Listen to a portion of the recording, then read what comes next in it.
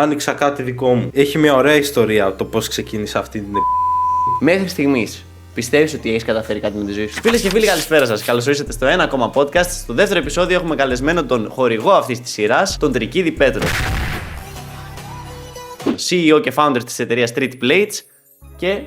Ο πιο όμορφος.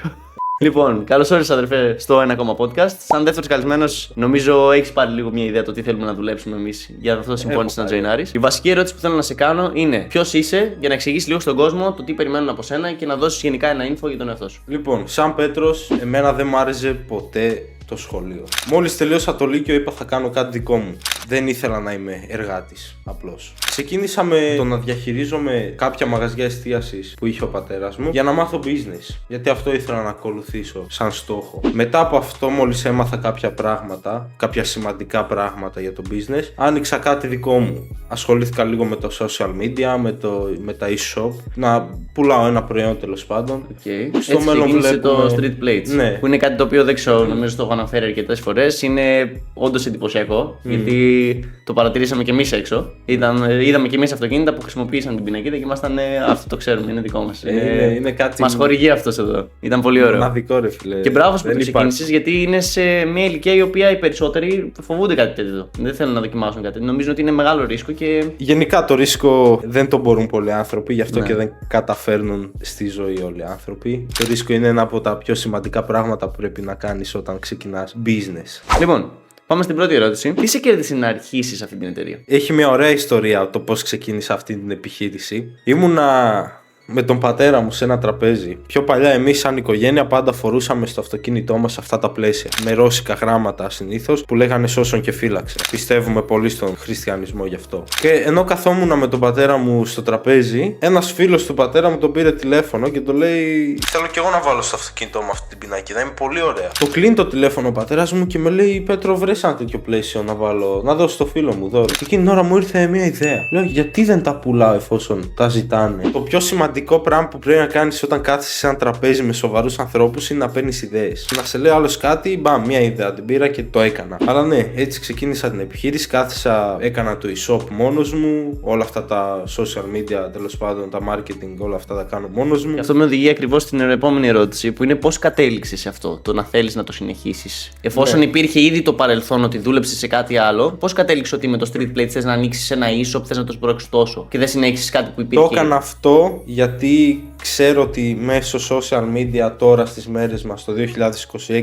και στο μέλλον τα λεφτά τα βγάζεις από social media. Είτε πουλάς ένα προϊόν είτε μια υπηρεσία, θα βγάλεις πιο πολλά λεφτά άμα το ποστάρεις σε όλο τον κόσμο αντί να κάθεις και να ασχολείσαι με αυτό στην πόλη σου μόνο. Έτσι έκανα το e-shop και το e-shop το έκανα γιατί θέλω να είμαι καλύτερος από όλους. Γιατί ο άλλος άμα πουλάει πλαίσια πινακίδας με το TikTok, ας πούμε να του στέλνουν μήνυμα στο TikTok, στείλε μου αυτό δεν είναι professional. Εγώ το πήγα πιο professional για να νικήσω τους άλλους. Γιατί πάντα σε μια επιχείρηση πρέπει να είσαι πιο γρήγορος και πάντα καλύτερος από τον άλλον. Άμα τα κάνεις αυτά, θα είσαι καλύτερος. Πολύ απλό. Μιλώντας για το e-shop του Street Plates, θέλω να ευχαριστήσω για ακόμη μια φορά τον χορηγό αυτού του βίντεο. Αναβάθμισε την εμφάνιση του αυτοκινήτου σου με τα πλαίσια πινακίδων από τη Street Plates. Σχεδιασμένα να συνδυάζουν στυλ και αντοχή, δίνουν μια ξεχωριστή πινελιά που τραβάει τα βλέμματα σε κάθε διαδρομή. Είτε θέλεις να εκφράσεις την προσωπικότητά σου, είτε κάνεις ένα ξεχωριστό δώρο σε κάποιον που αγαπά το αυτοκίνητό του, τα Street Plates είναι η ιδανική επιλογή. Ευχαριστούμε πάρα πολύ τη Street Plates που χορήγησε αυτό το βίντεο. Για περισσότερες πληροφορίες, τσεκάρτε το link στην περιγραφή για να μάθετε περισσότερα για τη Street Plates. Θέλω να μου πεις ποιες είναι οι δυσκολίες στο να ξεκινήσεις κάτι τέτοιο και ποιες ήταν οι δυσκολίες που σε επηρεάσαν και εσένα. Ο κάθε άνθρωπος θα έχει διαφορετικές δυσκολίες άμα ανοίξει μια επιχείρηση. Ας πούμε, εγώ όταν ξεκίνησα το Street Plates, μου είπαν πολλοί άνθρωποι ότι κάνω λάθος, ότι δεν θα βγει πουθενά. Αυτή είναι μια δυσκολία που θα έχουν όλοι. Πάντα θα προσπαθεί να σε ρίξει κάποιος που είναι κατώτερος από σένα. Και μπορεί αυτή να είναι και η οικογένειά σου. Ένας 40χρονος, ας πούμε, θα έρθει και θα σου πει: τι κάνεις, γιατί το κάνεις αυτό? Πάνε, δούλεψε ηλεκτρολόγος, κάνε αυτό, κάνε εκείνο. Τους έχει μείνει η παλιά ρουτίνα. Ναι, εσύ 40 χρονών που είσαι, τι ξέρεις από online business, από social media? Δεν ξέρεις τίποτα. Αυτά είναι της νεολαίας. Εκεί είναι όλα τα λεφτά τώρα. Τι συμβουλή θα έδινε σε κάποιον ο οποίος θέλει να ξεκινήσει κάτι διαφορετικό σαν εσένα? Αρχικά, για να ξεκινήσεις κάτι δικό σου, πρέπει πρώτα να σταματήσεις να κάνεις χαζομάρες. Να πηγαίνεις στα κλαμπ, να βγαίνεις με τους φίλους σου, να κάνεις όλα αυτά που σε φέρνουν όχι ψυχική ευτυχία. ναι, πας κλαμπ, περνάς καλά 3 ώρες, τέλος. Μετά πας σπίτι, είσαι στεναχωρημένος πάλι. Ναι, πρέπει να τα αφήσεις όλα αυτά. Πρέπει να ρισκάρεις full. Ας πούμε, μπορεί να ζεις και 2 χρόνια χωρίς ούτε 1 ευρώ στη τσέπη σου, μόνο και μόνο γιατί κάνεις κάτι δικό σου. Άμα εσύ δουλεύεις με βασικό μισθό, ξέρεις ότι αυτά τα λεφτά θα μπουν στη τσέπη σου. Άμα ξεκινήσεις κάτι δικό σου, δεν ξέρεις τι θα γίνει. Μπορεί 5 χρόνια να πάρεις φράγκο, ρε φίλε. Και μετά από 5 χρόνια μπορεί να γίνεις ο πιο πλούσιος άνθρωπος σε όλο τον κόσμο. Οπότε θέλει ρίσκο και να φτιάξει λίγο το mentality σου με το τι βάζει προτεραιότητα. Σίγουρα, το mentality είναι σίγουρο, ρε φίλε. Okay, ναι, γιατί οι περισσότεροι αυτό που κάνουν είναι το ότι αφήνουν και το mentality πίσω και ενώ λένε ότι θα κάνουν κάτι, το ρίσκο που δοκιμάζουν να πάρουν είναι πολύ μικρό μπροστά σε αυτό που θα μπορούσαν να δείξουν. Ναι, και συνήθως όταν φοβάσαι να κάνεις κάτι, να το κάνεις. Εκείνη την ώρα που φοβάσαι, δεν θέλω να κάνω αυτό γιατί φοβάμαι, θα το κάνεις, ρε φίλε. Αυτό θα σε πάει μπροστά. Και ένα από τα σημαντικότερα πράγματα είναι να μην το παίζετε θύματα. Τι εννοώ με αυτό? Όταν έχεις ένα πρόβλημα, οτιδήποτε, οι περισσότεροι άνθρωποι τι κάνουν? Το επεκτάνουν. Γιατί το σκέφτονται. Δεν σκέφτονται πώς θα το λύσω για να το ξεπεράσω, να ανέβω level. Το λένε σε άλλους, το μεγαλώνουν το θέμα και έτσι θυματοποιούνται.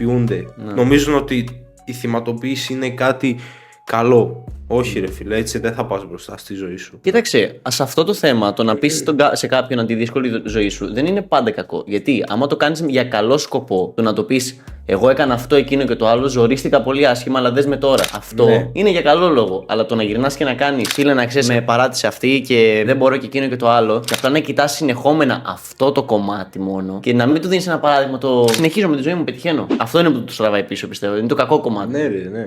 Μέχρι στιγμής.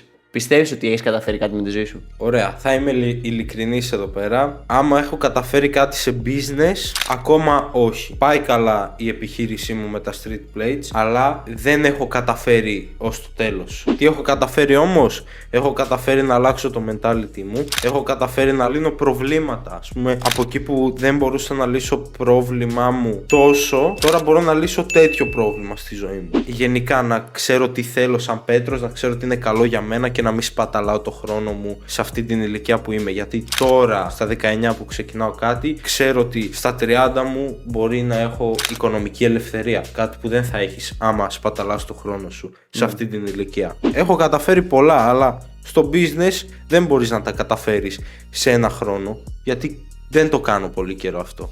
Τώρα αυτή τη στιγμή, έτσι πως είσαι με την εταιρεία και με αυτό το vision που έχεις και το όνειρο που θες να χτίσεις, πιστεύεις ότι υπάρχει κάτι που σε κρατάει πίσω από το να βγάλεις το 100% σου έξω? Κοίτα, νομίζω ότι το μόνο που μπορεί να κρατήσει έναν άνθρωπο πίσω από το να δώσει το 100% του είναι το μυαλό του. Είναι ο χειρότερός μας εχθρός. Δεν νομίζω να με κρατάει πίσω η οικονομική μου άνεση, ούτε η οικογένεια, ούτε ψυχικά προβλήματα, τίποτα. Είναι όλο εδώ στο μυαλό. Άμα θέλω να κάνω κάτι, θα το κάνω και με 0 ευρώ, δεν υπάρχει θέμα. Παρ' όλα αυτά όμως, πιστεύεις ότι άμα θα φτάσεις σε μια φάση που θα σκαλώσεις σε μια γωνία, θα έρθει η ώρα που θα πεις ότι όπα φίλε, περίμενε, είμαι σε αδιέξοδο? Πιστεύεις ότι θα μπορέσεις να κάνεις recover από αυτό? Ναι, σίγουρα.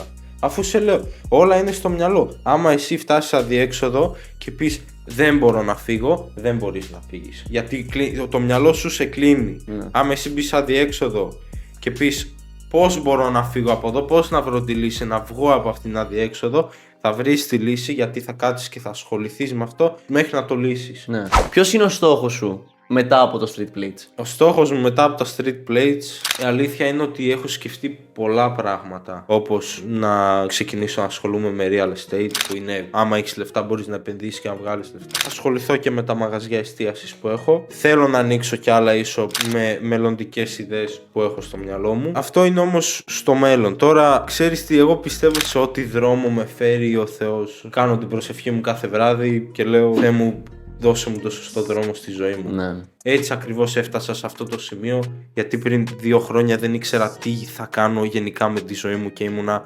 χαμένος τελείως, φίλε. Πολύ χαμένος. Τελευταία ερώτηση. Δεν είναι κάτι το οποίο είναι σόν και καλά σοβαρή ερώτηση, κάτι θεματικό, αλλά κυρίως για εσένα, ώστε να κάνεις ένα πιο ελεύθερο express τον εαυτό σου. Θα ήθελες να μοιραστείς κάτι προς αυτούς που και πέρα που υποστηρίζουν αυτό που κάνεις, αλλά και αυτούς που σε βλέπουν ως κάποιον ο οποίος από μικρή ηλικία έχει ένα σκεπτικό το οποίο θα έπρεπε να υπάρχει γενικά? Θα ήθελες κάπως να εκφράσεις κάτι, να μοιραστείς με το κοινό τη δικιά σου τη μεριά για κάποιο θέμα? Ναι, θέλω να πω ότι όλοι οι άνθρωποι μπορούμε να αλλάξουμε προς το σωστό δρόμο. Εγώ σαν Πέτρος, όταν πήγαινα σχολείο ακόμα, λύκειο, είχα μπλέξει με πολλές μαλακίες που δεν με φέραν σε καλό. Έκανα ναρκωτικά, πήγαινα σε κλαμπ, έπινα, έπαιζα ξύλο συνέχεια. Ήταν στην καθημερινότητά μου. Ήμουνα πολύ χαμένος άνθρωπος. Και ρε φίλε, δες που είμαι τώρα, κατάλαβες. Δηλαδή, οποιοδήποτε άνθρωπος μπορεί να αλλάξει στη ζωή του και να πάει προς το σωστό δρόμο. Είναι δικαιολογίες όλα αυτά τα έχω μπλέξει, έχω κάνει, δεν μπορώ να αλλάξω. Είναι χασμάρες.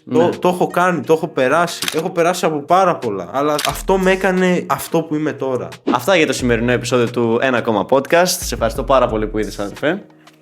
Εύχομαι να τα ξαναπούμε σύντομα σε κάτι παρόμοιο και σε ό,τι μελλοντικό project σκοπεύεις να συμμετέχει κάποιος άλλος, νομίζω μπορείς να βασιστείς και στο PKV. Ευχαριστώ πολύ που με φέρατε σε αυτήν την όμορφη εμπειρία. Φέρατε τον πιο όμορφο άντρα της Καβάλας, να πούμε. Absolute cinema. Αυτά. Σας ευχαριστούμε πάρα πολύ που παρακολουθήσατε το βίντεο. Καλή συνέχεια. Μαλακίες δεν λέω, Πες, δε. Νιάου.